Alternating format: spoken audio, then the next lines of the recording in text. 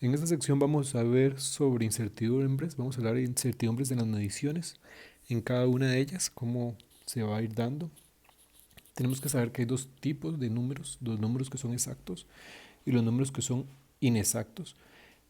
Cada uno tiene una característica. Los números exactos son valores predeterminados, ¿verdad? Que son conocidos con gran exactitud, ¿verdad? Cada vez que vamos a medir y sabemos que siempre va a ser ese valor. Mientras que los inexactos pues se obtienen de mediciones como masa, como longitud, etcétera. Los valores conocidos o valores exactos son como número de personas, número de huevos, cantidad de huevos que hay en un cartón, cuántos gramos hay en un kilogramo, por ejemplo, 1000 gramos en un kilogramo, o otros tipos de relaciones. Mientras que las mediciones de números inexactos son distancia, masa, temperatura, etcétera. Las cosas que se miden con equipos. Estos dan errores, por lo cual se dicen que son inexactos y están relacionados con una incertidumbre a la hora de medir.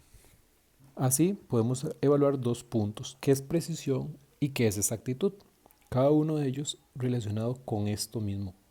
La precisión está dada por qué tanto o qué grado de concordancia hay entre diferentes mediciones, ¿verdad? Entre sí. Mientras que la exactitud, por otro lado, está relacionado por el grado de concordancia que tenemos mis mediciones o ciertas mediciones con un valor real o un valor verdadero. Muchas veces este valor no se dice valor real, ¿verdad? Por eso se pone entre comillas, sino un valor reportado, que alguien reportó previamente, que ya conocieron. Entonces podemos analizar esto por un diagrama. En este diagrama eh, podemos analizar, ¿verdad? Cuando hay precisión, vea que en el primer cuadro a la derecha tenemos baja precisión y baja exactitud, ¿verdad? Porque están los datos desviados entre sí. Mientras que en el de arriba a la izquierda están entre ellos, los tres puntos están muy cercanos, tienen una alta precisión, pero están alejados del valor central. A diferencia de los de abajo, ya que los de abajo siempre están relacionados o están cercanos al valor central, por lo cual tienen alta exactitud, pero los de la derecha tienen baja precisión, entre ellos no se parecen tanto, están bastante desviados entre sí, lo cual quiere decir que el cuadro inferior derecho tiene una alta exactitud pero una baja precisión. Entonces la precisión está relacionada a que también trabaja un analista, mientras que la exactitud es qué tanto están relacionados y qué también puede determinar un valor. Por otro lado, pues bueno, cada dato tiene cifras significativas que están relacionadas entre sí. O sea, ¿por qué están esas cifras? Las cifras significativas nos van a ayudar, ¿verdad?, a ver qué datos son importantes. Las cifras significativas se basan en que todos los dígitos son ciertos, excepto uno en una medición. En el último dato que nosotros reportamos es el dato incierto. ¿Por qué? Porque este último dato nosotros no sabemos si viene de un redondeo inferior o un redondeo superior. Ya sea, por ejemplo, si tenemos un valor 70, si viene de 69 o si viene de 71, ¿verdad? Por otro lado, podemos hablar sobre mediciones de objetos. Por ejemplo, vean en este caso la medición de una masa. Tenemos 20 gramos con 0,4538. Este dato, el 8, es incierto. ¿Por qué? Porque no sabemos si viene del 0,4539 o 38, 50, 45 o 0, o 20,45, 37, 60, ¿verdad? Entonces da una incertidumbre, no sabemos de dónde viene. Entonces, ¿cómo sabemos el número de cifras significativas que tiene un valor? Esto o lo podemos analizar dependiendo del número de cifras o número de valores que hay, número de dígitos que hay en una medición. En este caso, este primer número, 547, 574, pues tiene tres cifras. ¿Por qué? Porque el 5, el 7 y el 10 son importantes, por algo se colocan, al igual que 1079. Ese cero en medio también es importante, porque si no, no se pondría, ¿verdad? Si no, cambiaría el valor. Este tercer dato, los ceros a la izquierda no cuentan, por lo cual solo se utilizan los números diferentes a cero que están después del de estos ceros intermedios. Aquí serían solamente dos cifras significativas. En este último caso, los ceros de la derecha sí cuentan, por eso los colocamos. Entonces tendríamos 4 cifras significativas. Hay valores que tienen dificultades. Por ejemplo, el 130, si lo vemos de primera mano, tenemos 3 cifras significativas. El 1, el 3 y el 0, como los habíamos hecho anteriormente. Pero ¿qué pasa si lo tenemos en notación científica? 1,30 por 10 a la 2 sigue teniendo 3 cifras significativas. Pero, ¿qué sucede si yo escribo 1,3 por 10 a la 2? Ahí sigue siendo 130, pero solo hay 2 cifras significativas, el 1 y el 3. Igual si escribo 1 por 10 a la 2, que sería una única cifra significativa, solo el 1. Por lo cual es importante repasar la forma de escribir esto en notación científica, que por lo tanto vamos a hacer un repaso posterior a esto. Entonces, nosotros podemos hablar un poco de notación científica. ¿Qué es esto de notación científica? Nosotros hemos hablado siempre que los números grandes o números muy pequeños se pueden simplificar, ¿verdad? Muchas veces cuando uno habla de 6 millones de colones, usted no le pone, ¿verdad?, los 6 ceros. Siempre se utiliza un prefijo. Pero en los números no se puede realizar de esta manera, por lo cual se ayuda siempre con notación científica. Y esto simplifica siempre la cantidad de cifras significativas. Siempre escribe una cifra, coma, cifras resultantes o restantes por 10 a la n, donde n son números enteros, 1, 2, 3, 4, 5, etc. ¿Qué sucede con el número 500? Nosotros podemos elegir la cifra, primera cifra sería el 5, entonces desplazamos la coma que está al final hacia la izquierda, 2 espacios. Colocamos 5,00 por 10 a la cantidad de veces que saltamos. Como giramos a la izquierda es positivo, sería más 2.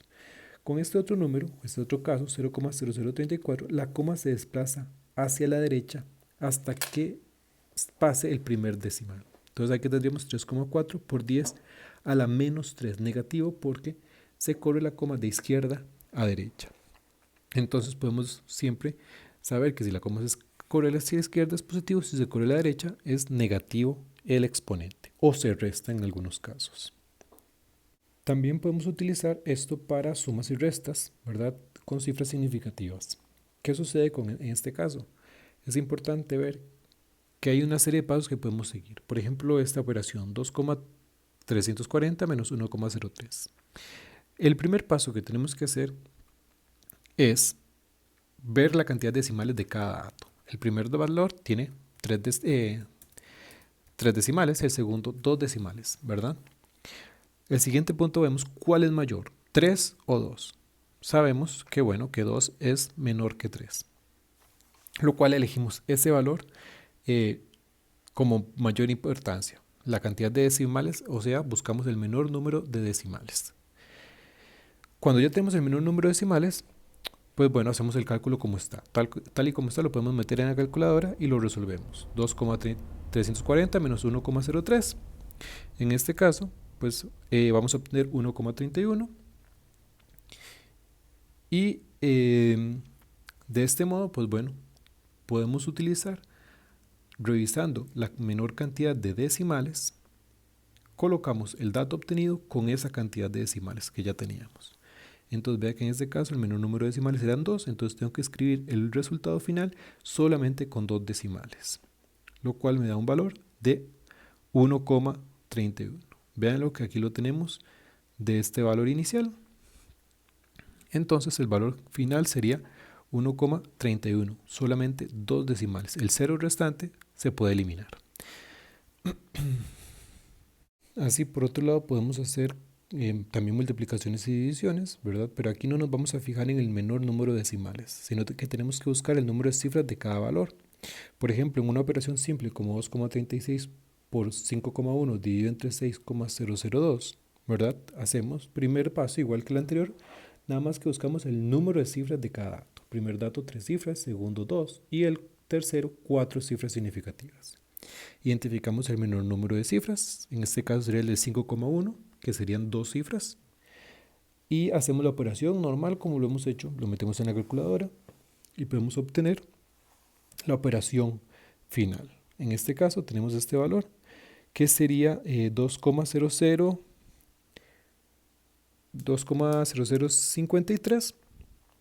Cuando ya tenemos este dato, pues bueno, elegimos que eran dos cifras significativas, buscamos las cifras en cada valor del valor final y entonces eliminamos las que no nos sirven. Aquí tendríamos dos cifras, con lo cual el valor final quedaría 2,0 y el resto los podemos eliminar, teniendo resultado final de este dato. También es importante conocer un poco del análisis dimensional cuando vamos a hacer conversiones.